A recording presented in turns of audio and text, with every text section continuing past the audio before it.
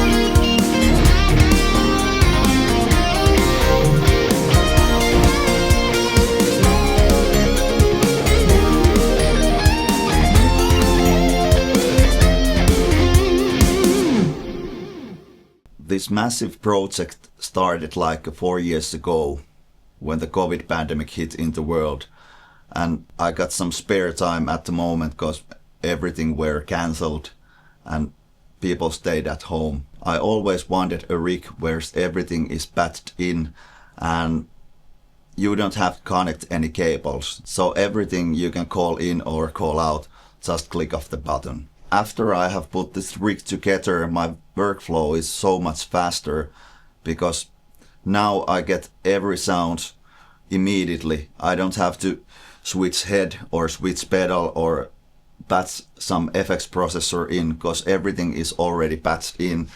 And when we are going through the signal chain and how I have done this rig, you understand what I mean. This is a massive rig and I never transport it anywhere, so it stays in my studio whole time. The signal from guitar goes into the pedal board, where is the Sonic Research tuner and custom audio electronics wah.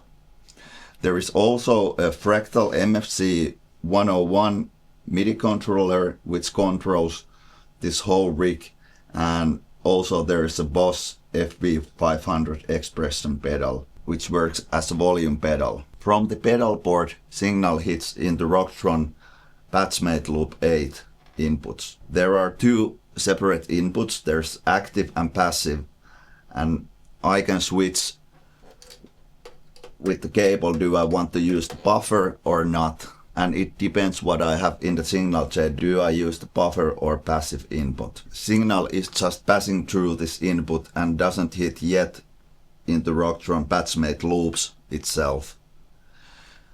From there we go into this pedal drawer where is a Voodoo Lab Hex 6 and it has 6 audio loops. There are plenty of different type of overdrive pedals, like a Tube Screamer type of pedal, Chandray type of pedal, Duelist type of pedal. Mainly I use these pedals as a boost, but especially Chandray works nice over the clean amp. From the pedal drawer and Hex 6, the signal goes back in the Rocktron Patchmate Loop 8. And Loop 1 is a Soldano X88 preamp, and I'm not using the IR from the Soldano or the power amp simulation. I want to use a real power amp. I have done a video about this Soldano X88 and I put the link in the description. Loop number 2 is empty. I had a Mesa Formula preamp here, used mainly a clean sounds, but I really like the Soldano clean sounds, so I swapped it out and get some room for future devices over here. Loop number 3 is always on and it has a lot of stuff in it. First, The loop number 3 sends the signal into this amp switcher, and all my heads are hooked up in this amp switcher, so I can switch which head I want to use. At the moment I'm using my Marshall JMP 50 from 1975, and it actually is one of the best sounding Marshalls I have ever heard. From the heads, signal returns into the switcher. From the amp switcher we hit into 2-note torpedo live, which works as only a load, makes it a line signal again. And then the signal goes back in the patch-made loop 3 return. Loop number 4 is a MXR Smart Gate. I always wanted to put a gate after the gain stages or preamps, because I use a lot of volume pot and I don't want the gate affects my volume pot when I'm playing. So it works best after the gain stages. Loop number 5 and 6 are DPX compressor channels. So loop number 5 is the first channel of the DPX, and this is tuned for a really hard compression for clean sounds, and especially for 80s type of clean sounds where the compression smashes the signal really hard. And the loop 6 is DPX channel 2, which is a bit softer compression and works for distorted tones. Loop number 7 is the Custom Audio Electronics line driver, which works as a solo boost. It just raises the signal level. I wanted to use a real pedal, so there's a real pot and I can adjust the right boost level in a second. Loop number 8 is now empty, and what I'm going to do, I'm going to use this as a tap tempo button for TC Electronic D2. And after the patch made, signal goes back to the pedal drawer where is the line 6 HX Stomp, and this HX Stomp is doing my IR. And the reason why I'm taking the IR from the HX Stomp is that I can have also the blended DI signal for the clean sounds, especially the 80s type of thing, whereas the DI sound is the classiness and topness, the highest topness for the clean sound. At this point signal is mono and the HX Stomp is splitting the signal in stereo. That allows me to use the stereo effects from HX Stomp. From HX Stomp, signal goes in the Red 7 multi-stereo line mixer, and this is absolutely the best line mixer you can have if you are using the old type of rack gear. So basically this is a loop switcher and the mixer at the same time, and it covers everything what this big rack type of thing needs. First there is 3 stereo audio loops which is in series. Loop number 1 is the free-to-tone Avatar 3 chorus, and it's the closest to the original, which is really hard to find, and I don't have the real 3 chorus. I would love to have, but they are so expensive. So the free-to-tone Avatar is my go-to pedal for the 3 chorus sounds. Loop number 2 has a TC Electronic Mimic pedal, which is doing the doubling effect and widening stuff, and it can do really wide sounds. So it's almost feel like there are 2 players who is playing at the same time. And what is the great thing about the TC Electronic Mimic? So there's an algorithm which kind of varies the doubling time. So it's not always the same milliseconds. So it's brings some life to the sound and really feels that there's 2 guitar players at the same time. Then there are 3 kind of the parallel FX loops, and the FX1 is Lexicon PCM70. PCM70 is doing the circular delay and pan delays for me. Those are the 2 algorithms or presets what I'm using there. FX2 is the Yamaha SPX90, which is a classic, and actually the first vintage rack gear I ever bought. And it's doing the pitch shifting. It's on a pitch change C preset, -9, +9, and the right side is delayed 8 milliseconds. Loop number 3 is the Eventide Eclipse. And I always wanted to have the H3000, but they are too pricey. So I ended up buying this Eventide Eclipse, and This is basically has two H3000 in one, so there you can have two algorithms at the same time. They can be in a series or parallel. Basically, what I'm using there is the microbits algorithm, which sounds great. It's a little bit hi-fi compared to SPX90 because this is an 8-bit device, so this is like a vintage sounding microbits, and this is my hi-fi sounding microbits. This Eventide has plenty of great algorithms in there. For example, the Black Hole, absolutely brilliant, really big reverb. Then there is a tri-signal, and all this FX1, FX2 and FX3 are parallel. So every processor's mix are 100 and they are blended in the tri-signal. You need to think this like auxes in a DAW, where you can blend the aux with the tri-signal. Then there's two aux loops, aux 1 and aux 2. Aux 1 is my PCM91, which is a reverb unit. I most use the Deep Blue preset there. It sounds amazing, and I found out this is the best preset in this unit. Of course, there's a Toilet Room, and you know every classic reverb sounds you can get from here. Aux 2 is the TC D2 delay.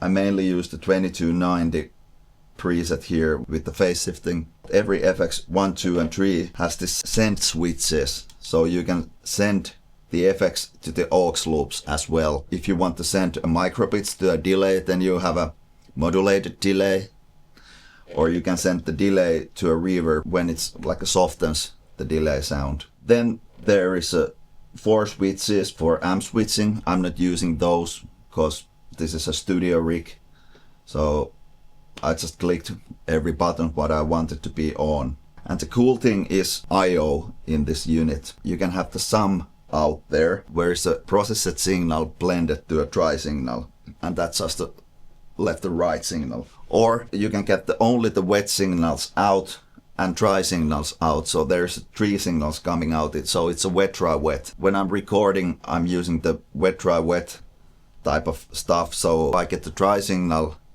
without any processing, and I get the processed signal. So if I want to change something, I can reamp the delays again, or the reverbs, or making the blend right. So everything what you see here is under the loops. Signal chain is the purest all the time. I use the Fractal Audio XFX3 and FM9 when I'm playing live, and those are the most powerful modelers out there. So if you happen to have the Fractal Audio XFX3 or FM9, there's a video how I explain how I have dialed my sounds there, and there's also the 80s type of sounds as well. The video is in the comments. Now let's hear some sounds. I'm using my Marshall JMP50 from 1975, and it's an awesome amp. There is a neural DSP capture in my Cortex Cloud. If you have a Quad Cortex or a Nano Cortex, you can download it there and try how it sounds. First, we have here only the Marshall without any boost, and there's a PCM91 on a Deep Blue settings. It's just the amplifier and the reverb.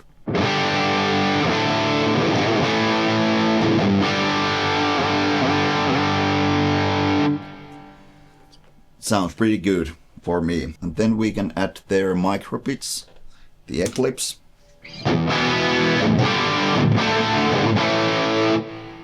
the Yamaha SPX90. Their sounds different. I like both, but the best thing is you can have them both on at the same time.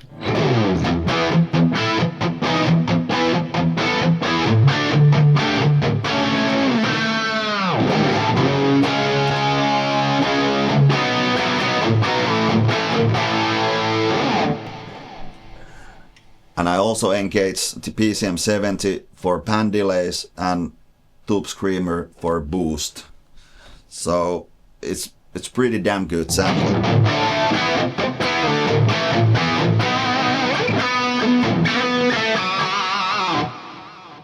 Let's hear the effects quickly what I have. Here's the TC Mimic with the stereo widening.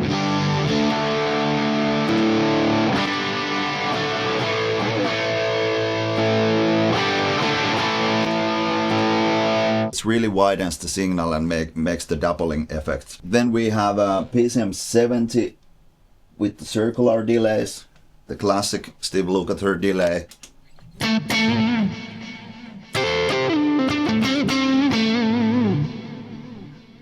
And if we want to make more Steve Lukather sound, we need the micropitch there as well.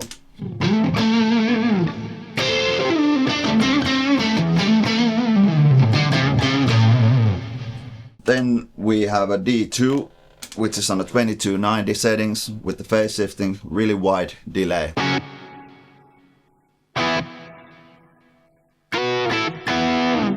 And then you can combine these two delays together and they don't see each other. So there is a PCM 70 circular delay and TC 2290 together.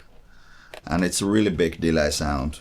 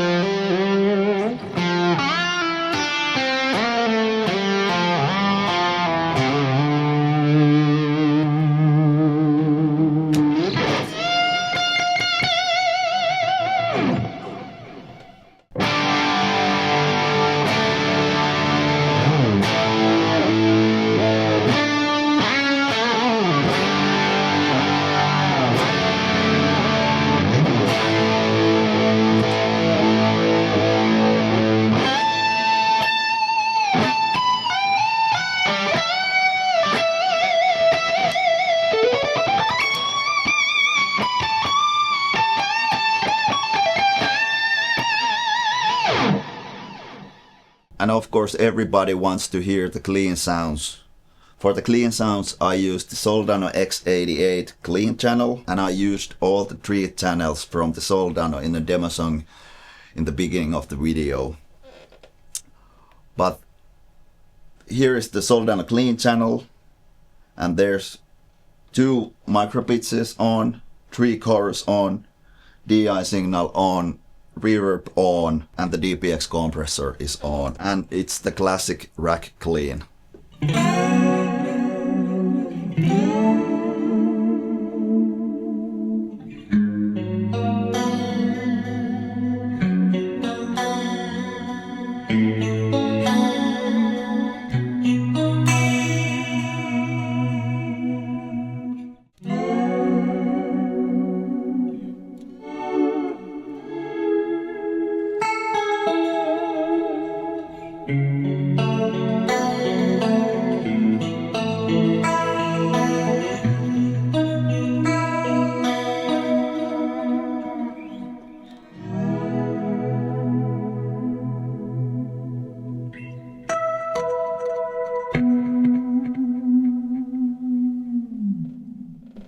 So thanks for watching this video. If you have any questions, leave it down in the comment section, and I'll see you on the next one.